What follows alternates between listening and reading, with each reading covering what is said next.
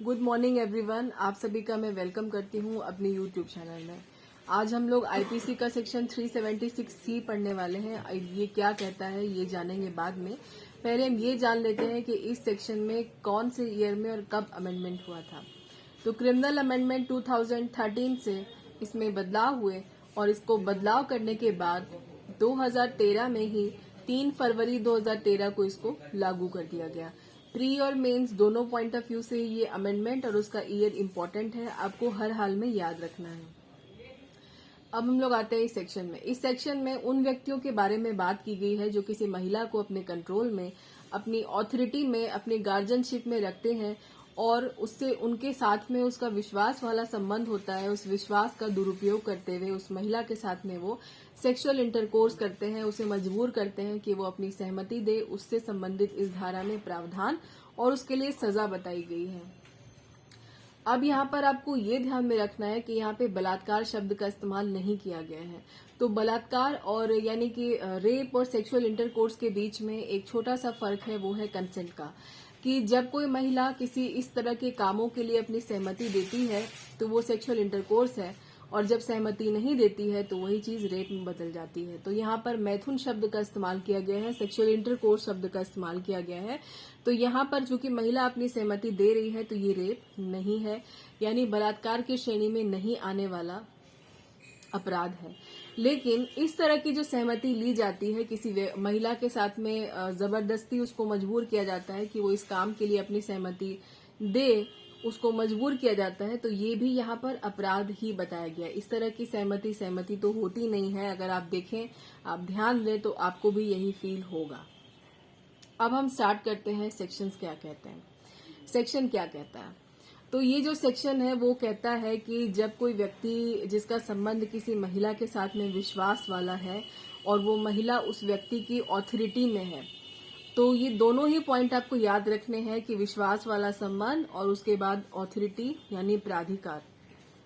जब वो महिला उस व्यक्ति के ऑथोरिटी में है, उस व्यक्ति की कस्टडी में है और उसका संबंध उसके साथ में विश्वास वाला है, तो जिस व्यक्ति का संबंध ऐसा है और वो इस चीज का फायदा उठा करके उस महिला के साथ में सेक्सुअल इंटरकोर्स करता है। सेकेंड पॉइंट है कि कोई पब्लिक ऑफिसर किसी महिला के साथ में सेक्सुअल इंटरकोर्स करता है। अब पब्लिक ऑफिसर कौन है ये आप इसके पहले के सेक्शंस में मैंने बताया है। यहाँ पर आर्मी, नेवी, एयरफोर्स के मेंबर हो गए, उसके बाद पुलिस अधिकारी हो गए, उनके सबऑर्डिनेट हो गए और भी लोग हैं इसमें।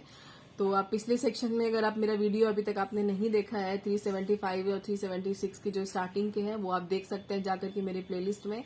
तो हम आगे बढ़ते हैं कि जब कोई पब्लिक ऑफिसर किसी महिला के साथ में, जो महिला उसकी कंट्रोल में है, उसकी कस्टडी में है, तब उसके साथ में वो सेक्सुअल इंटरकोर्स करता है। थर्ड नंबर पे है कि ऐसा कोई ऐसी जगह, कोई ऐसा प्लेस जो कि एस्टैब्लिश बाय लॉ हो, जैसे कि रिमांड होम है, एस्टैब्लिश बाय लॉ है, जेल है, वो भी एस्टैब्लिश बाय लॉ है, या फिर कोई ऐसा इंस्टीट्यूशन जहां महिलाओं और बच्चों को रखा जाता है, वो भी एस्टैब्लिश बाय लॉ है।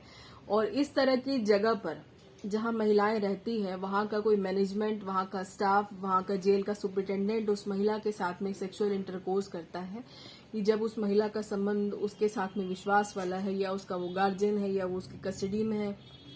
या फिर अगला पॉइंट है कि जब कोई महिला के साथ में ऐसा ये जो अपराध है ये हो रहा है, अगर वो अपराध होता है हॉस्पिटल में, तो हॉस्पिटल में भी वहां का मैनेजमेंट और वहां का स्टाफ जहां पर वो महिला रहती है, यानी उसकी कंट्रोल में है, उसकी कस्टडी में है, उसकी देख रेख में है, वो उसकी देखभाल कर रहा है उस दौरान, तो यहाँ पर आपको यही बात याद रखनी है कि उस महिला के साथ में इस तरह की जो सहमति ली जा रही है उसके लिए उसको मजबूर किया जा रहा है। क्यों? क्योंकि वो उसके कंट्रोल में है, उसका संबंध उससे विश्वास वाला है। अगर आपको राम रहीम का केस याद होगा और आशाराम बापू के केस में आपको याद होगा, तो वहां जो महिलाएं रहती थी उनके साथ भी कुछ ऐसे ही होता था। उनको, वो महिलाएं उनके कंट्रोल में थी और उनको यही कहा जाता था कि उनके साथ में जो भी संबंध बनाया जा रहा है वो अवैध नहीं है, गलत नहीं है, इससे ईश्वर की प्राप्ति होगी। तो इस तरह की बातों को करके महिला को इस काम के लिए मजबूर करना और उसे इस बात के लिए भी कहना कि वो इस तरह का जिक्र किसी से ना करे और उसके विश्वास का गलत फायदा उठा करके जो भी व्यक्ति इस तरह का काम करते हैं, यानी उसके साथ में सेक्सुअल इंटरकोर्स करते हैं, संबंध बनाते हैं इस तरह की सहमति लेकर के, तो ये अपराध है। और इसके लिए उस व्यक्ति को कम से कम 5 साल की सजा होगी और ज्यादा से ज्यादा ये सजा 10 साल की होगी और साथ में जुर्माना भी लगेगा। और यहाँ पर कठोर या सादा कारावास दोनों को ही रखा गया है। अब ये जो न्यायाधीश जो सजा देंगे उनके ऊपर है कि वो कठोर कारावास में बदलते हैं या सादा कारावास में देते हैं। अब इसके साथ में आपको कुछ स्पष्टीकरण भी पढ़ने हैं, जो कि पढ़ना बहुत जरूरी भी है और लिखना भी जरूरी है कि अगर आप अपने आंसर राइटिंग कर रहे हैं तो उसके लिए भी इम्पोर्टेंट। वैसे तो स्पष्टीकरण हर सेक्शन के साथ का ही पढ़ना बहुत जरूरी है।